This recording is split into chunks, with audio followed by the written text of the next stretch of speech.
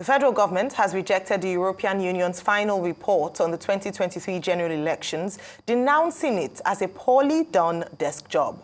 In a statement, the President's special advisor, Dele Alake, accuses the EU of bias and unfounded claims. He stresses that the elections, especially the presidential election won by Bola Tinubu of the All Progressives Congress, were credible, peaceful, and well organized. The EU mission presented its report on the general election on Tuesday, citing what it called enduring systemic weaknesses in the polls. It also identified 6 key areas for improvement in Nigeria's electoral processes. The federal government's reaction is in response to the report submitted last week by the European Union Election Observation Mission on Nigeria's 2023 elections. The report raised concerns over the violence recorded across the country, low participation of women and people with disabilities. Arise correspondent Punarimam Benjamin was at the event. Though it's been more than 3 months after Nigeria's general elections, the challenges faced during the elections are yet to be resolved. The election petition courts are still sitting to address several issues raised by aggrieved parties who are challenging the outcome of the polls, while Nigerians are anxiously waiting at the federal and state levels for the outcome. The European Union says the general election was flawed with so many irregularities recorded, such as voter apathy, lack of punishment for electoral offenders, interferences by outsiders during the counting of votes, and the intimidation of voters. So while the 25th February elections were held on schedule, a lack of transparency and operational failures reduced trust in the process and challenged the right to vote. Voters assigned to new polling units had difficulties in identifying their correct polling unit, and the conditions in almost half of polling units observed did not ensure the secrecy of the vote. In 16 states, the mission noted incidents of violent attacks on polling units and indeed on INEC staff and harassment of voters. The counting procedures were negatively impacted by overall poor understanding, particularly in completing forms, and chaotic and overcrowded conditions in collation centres observed. Some of the recommendations by the European Observation Mission includes the protection of voters in future elections, establishing a robust operational framework for elections, and addressing impunity through an electoral offences court. The Independent National Electoral Commission promises to consider all the recommendations as provided by the EU mission. As far as we are concerned, we are going to present our reports. We are going to make our submissions to the court. We are going to present what we know and what we did during the elections to the Presidential Election Petition Tribunal and all the other election petition tribunals, and then they will make a determination on going forward. But as far as the Commission is concerned, there were so many positives to this election. There were also significant challenges and problems with the election. We are going to address those challenges and those problems. The EU delegation also visited the Secretary to the Government of the Federation, George Akume, and submitted a copy of its report to the Nigerian government. The SGF is calling for more support from the EU to promote Nigeria's democracy. Punaraman Benjamin, Arise News. All right, Rufai, the report is out last week, actually, but what's making headlines, of course, today is the fact that the presidency has responded through the spokesperson to the president, Mr. Dele Alake. So there's the report. What's your take on the story?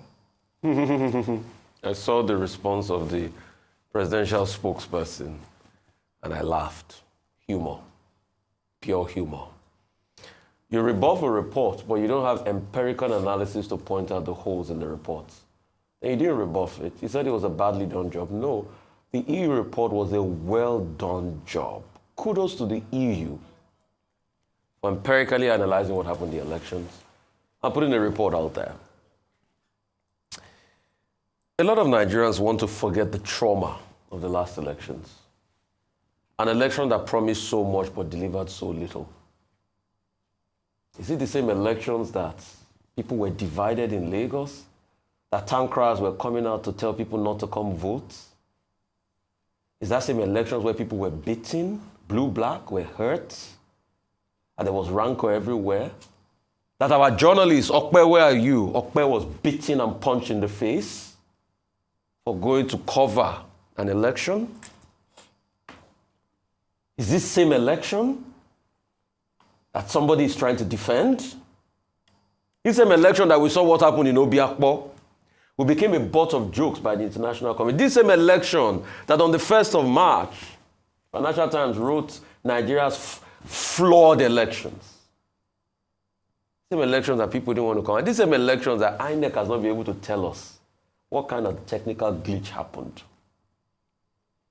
If a glitch happens, there's going to be a technical analysis report of the nature of glitch. The first thing INEC should have done is to bring out that report. But till today, I have not seen anything of such. These same elections, and there were hurts, killings, beatings. This same election that was that lady's only offense that was gouged in the eyes. Jennifer, if my memory serves me right. Yes, I do. Because she went out to vote, but she said nothing was going to stop me, I was going to vote. These same elections where INEC reneged on its promises. And the defense now is that, oh, they didn't say we're going to... Did you see Mr. Festus Okoye?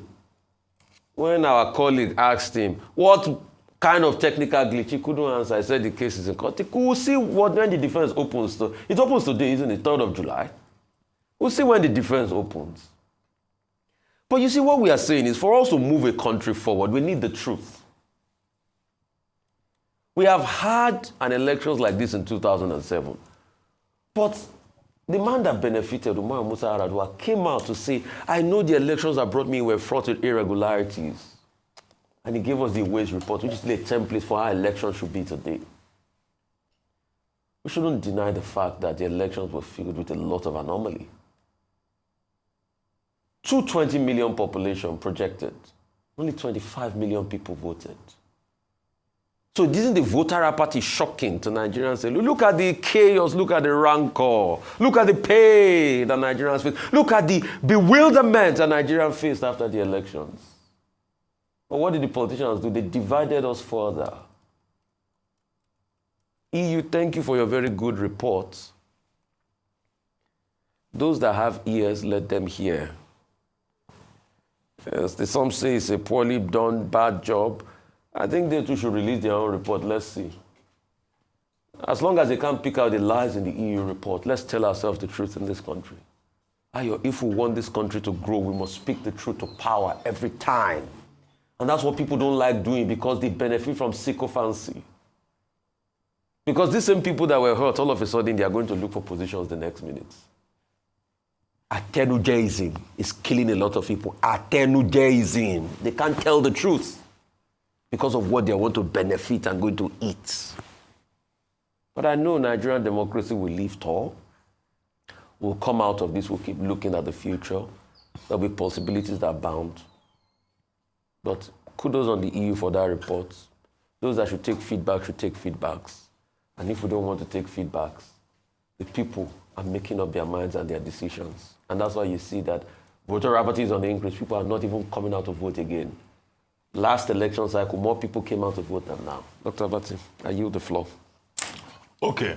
The EU mission report on the 2023 general election.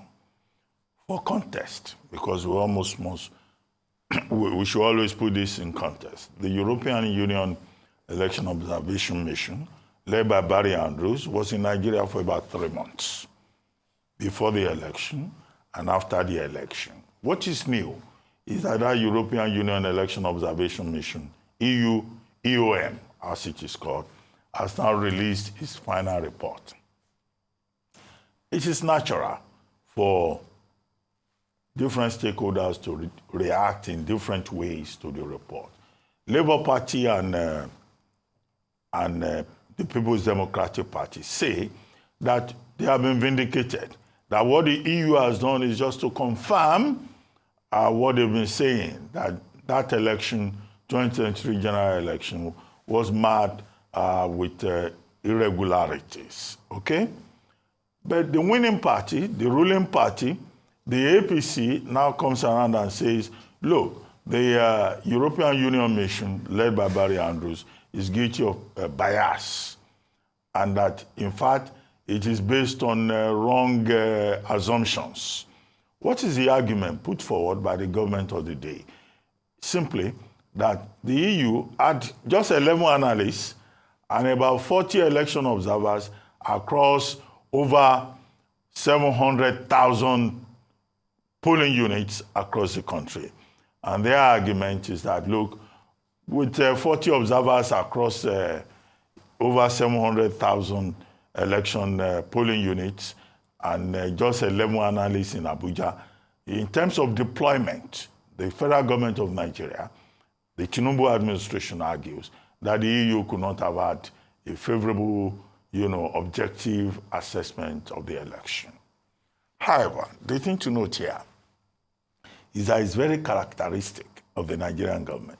Anytime any international agency or observer group says anything about the economy or about Nigerian politics, or even a media house international, whether it's The Economist or any other, or New York Times, writes anything unfavorable about Nigeria, the default position is to kick and say, no, you are lying, you are biased, you are prejudiced.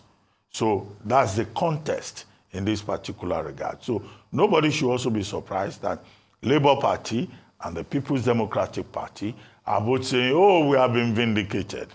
However, it was not only the European Union that observed the elections. You had local observers, we had international observers. We had observers from the West African leaders, led by President Jonathan. We had observers from the Commonwealth. We had observers from the AU. We had observers from ECOWAS. I think for Nigerians to get the right perspective in this regard, it is one, to take a comprehensive view of all these observations. Two, it is also to be reminded that this matter is, in fact, before the Presidential Election Petition Tribunal. And that is why people have been saying, we hope that the judiciary will do its job as the umpire that is part of the election process. Three, people should also be reminded that the EU spent about 3 months on this 2023 election process. So the government may say, oh, this is the best election ever, as Mr. Alake argues. But it is also the view of some other Nigerians that this is the most controversial and the most disputed election since return to civilian rule in 2023. Now, I've given this background to define the context. What is the rub of the matter? Now, what is more important is that the European Union made specific recommendations. I think it's more important for us as Nigerians, as stakeholders, and the relevant institutions to focus on those recommendations. What can be taken away from it? One, the EU is saying we need to pay attention to discrimination against women in political life. That's an important message. The EU is saying impunity regarding electoral offenses. We have been on this impunity against regarding electoral offenses since the US Commission recommendation. We have not addressed it. The EU is saying that we have to ensure real-time publication of results. This is an issue on which many Nigerians have talked about. The EU is saying Nigeria has to look at ambiguities in the law, in the electoral framework, and resolve those ambiguities. Okay, I've mentioned just about 4 recommendations, but they made specific 6 recommendations. But to save time, I've drawn attention to these 4 recommendations that are in the public domain. So it is not enough to just say, oh, the European Union is biased. There is something in that their report that we need to talk about, that we need to worry about, that we need to focus on. And beyond all of this, of course, is that even the blind, the deaf, and the imbecilic in Nigeria who went through that 2023 general election resolved that, look, the Electoral Act 2022 has many lacunae therein that we still have to address. These are the intelligent points, beyond emotionalism, beyond partisanship. So can we go beyond emotional ejaculation and partisanship, and look at specific recommendations, because indeed the process of defining a proper electoral framework for Nigeria is not finished. And the new National Assembly has to take a second look at Electoral Act 2022, which many who call themselves politicians and political leaders do not in fact understand. Even lawyers are confused about many of the provisions. That's the gravamen of the matter. The big issue that the EU report projects from my own perspective, and we need to deal with those big ideas-driven issues rather than all this partisanship and emotionalism. Absolutely. I thought one of the key takeaways from that report, which is quite detailed, and I would encourage as many people as possible to read it, is the recommendations part, particularly the priority recommendations. But let me start off with the response by the presidency, for, delivered by the spokesman or spokesperson to the presidency, Mr. Dele Alake. One of the things we were looking forward to seeing in his response was perhaps a detailed response to some of the key issues that were highlighted in that report. So the EU was very specific, and as he mentioned, as we would imagine, for an organization such as that, they would have taken their time to really detail their findings, observations, and then recommendations. What Mr. Alake does is to rubbish the entirety of the report without giving specific responses to key issues that were highlighted in that report. For instance, I'd have loved for Mr. Dele Alake to have responded to voter apathy, the issue around voter apathy, and show or demonstrate with proof that there was no voter apathy in defense of his statement that the report was not factual. He also mentioned that the report was done polling about 50 or fewer than 50 people. I wish he would also detail that, because that is it's a big stab on not just the report, but the integrity of the European observation mission who came to Nigeria and who, as highlighted by the PDP, funded significantly these elections and provided training to INEC itself. I think it's important to mention that. I'd also like for him to respond to issues around coercion of young people, engaging young people, and not maximizing youth in this particular election.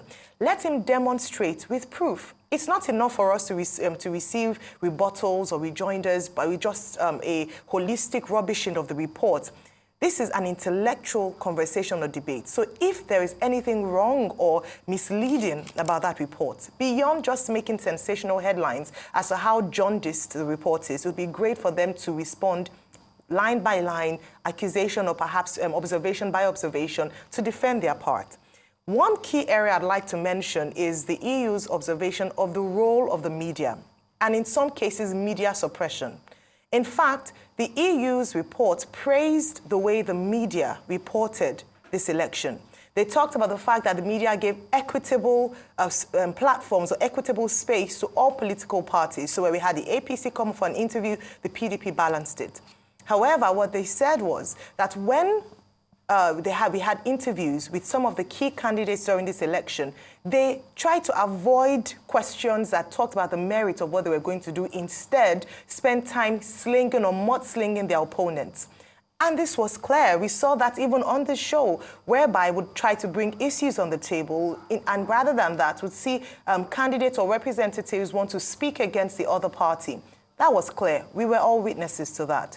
It would be great for him to pick up some very salient points that were highlighted in that report. And that's why I recommend that as many people as possible should read the report and make your decisions for yourself. We were all witnesses to that. He also talked about the role of the NBC and how the NBC handed out fines, over 100 of them, without due process being followed. I think that's also something to take note of for future elections. Remember that usually when reports like this are released, it is for us to learn lessons and take it further so as not to repeat the same mistakes. We can do elections better.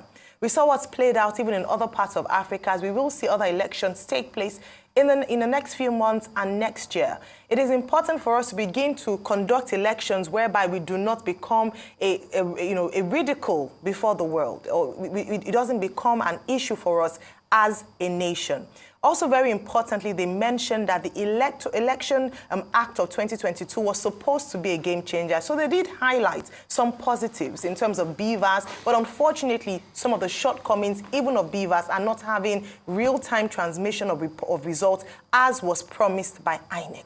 These are issues that we need to address. It's not enough for us to come out and say, rubbish, jaundice, not enough people.